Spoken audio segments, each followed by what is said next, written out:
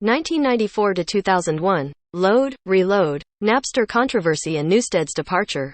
After almost 3 years of touring to promote Metallica, including a headlining performance at Woodstock, 94, Metallica returned to the studio to write and record its sixth studio album. The band went on a brief hiatus in the summer of 1995 and played a short tour, Escape from the Studio, 95, which comprised 3 outdoor shows, including a headline show at Donington Park supported by Slayer, Skid Row, Slash's Snakepit, Therapy, and Corrosion of Conformity.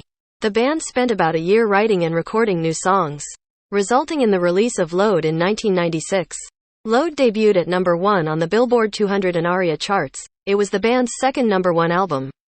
The cover art, Blood and Semen 3, was created by Andres Serrano, who pressed a mixture of his own semen and blood between sheets of plexiglass. The release marked another change in the band's musical direction and a new image. The band members' hair was cut. Metallica headlined the alternative rock festival Lollapalooza Festival in mid-1996.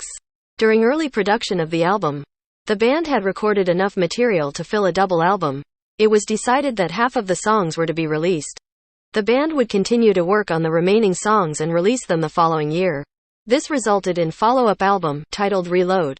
The cover art was again created by Serrano, this time using a mixture of blood and urine. Reload, 2, debuted at number 1 on the Billboard 200 and reached number 2 on the top Canadian album chart. Hetfield said in the 2004 documentary film Metallica, Some Kind of Monster, that the band initially thought some of the songs on these albums were of average quality. These were polished and reworked until judged releasable. To promote Reload, Metallica performed Fuel and The Memory Remains with Marianne Faithfull on NBC's Saturday Night Live in December 1997.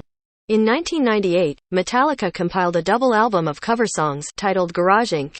The first disc contained newly recorded covers of songs by Diamond Head, Killing Joke, The Misfits, Thin Lizzy, Merciful Fate, Black Sabbath and others, and the second disc featured the original version of the $5.98 EP Garage Days Revisited, which had become a scarce collector's item. The album entered the Billboard 200 at number 2. On April 21 and 22, 1999, Metallica recorded 2 performances with the San Francisco Symphony, which was conducted by Michael Kamen, who had previously worked with producer Rock on Nothing Else Matters. Kamen approached Metallica in 1991 with the idea of pairing the band's music with a symphony orchestra. Kamen and his staff of over 100 composed additional orchestral material for Metallica songs. Metallica wrote 2 new Kamen-scored songs for the event, No Leaf Clover, and Minus Human. The audio recording and concert footage were released in 1999 as the album and concert film S&M. It entered the Billboard 200 at number 2 in the Australian ARIA charts and Top Internet Albums chart at number 1. In 2000, Metallica discovered that a demo of its song, I Disappear, which was supposed to be released in combination with the Mission Impossible 2 soundtrack, was receiving radio airplay. Tracing the source of the leak, the band found the file on the Napster peer-to-peer file-sharing network and also found that the band's entire catalog was freely available.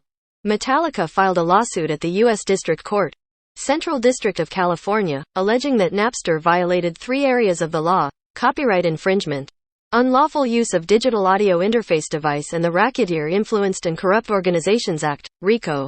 Ulrich provided a statement to the Senate Judiciary Committee regarding copyright infringement on July 11, 2000. Federal Judge Marilyn Hall Patel ordered the site to place a filter on the program within 72 hours or be shut down. A settlement between Metallica and Napster was reached when German media conglomerate Bertelsmann BMG showed interest in purchasing the rights to Napster for $94 million. Under the terms of settlement, Napster agreed to block users who shared music by artists who do not want their music shared. On June 3, 2002, Napster filed for Chapter 11 protection under U.S. bankruptcy laws. On September 3, 2002, an American bankruptcy judge blocked the sale of Napster to Bertelsmann and forced Napster to liquidate its assets, according to Chapter 7 of the U.S. bankruptcy laws. At the 2000 MTV Video Music Awards, Ulrich appeared with host Marlon Wayans in a skit that criticized the idea of using Napster to share music. Wayans played a college student listening to Metallica's I Disappear. Ulrich walked in and asked for an explanation, and he responded to Wayans' excuse that using Napster was just sharing, by saying that Wayans' idea of sharing was borrowing things that were not yours without asking. He called in the Metallica road crew, who proceeded to confiscate all of Wayans' belongings, leaving him almost naked in an empty room. Napster creator Sean Fanning responded later in the ceremony by presenting an award wearing a Metallica shirt that read, "I borrowed this shirt from a friend. Maybe, if I like it, I'll buy one of my own." Ulrich was later booed on stage at the award show when he introduced the final musical act, Blink-182. Newsted left Metallica on January 17, 2001. Just as plans were being made to enter the recording studio. He said he left the band for private and personal reasons. And the physical damage I have done to myself over the years while playing the music that I love. During a Playboy interview with Metallica, Newsted said he wanted to release an album with his side project, Echo Brain. Hetfield was opposed to the idea and said, "When someone does a side project, it takes away from the strength of Metallica, and that a side project is like cheating on your wife in a way." Newsted said Hetfield had recorded vocals for a song used in the film South Park, Bigger, Longer and Uncut, and appeared on 2 Corrosion of Conformity albums. Hetfield replied, "My name isn't on those records. And I'm not out trying to sell them," and raised questions such as, where would it end? Does he start touring with it? Does he sell shirts? Is it his band?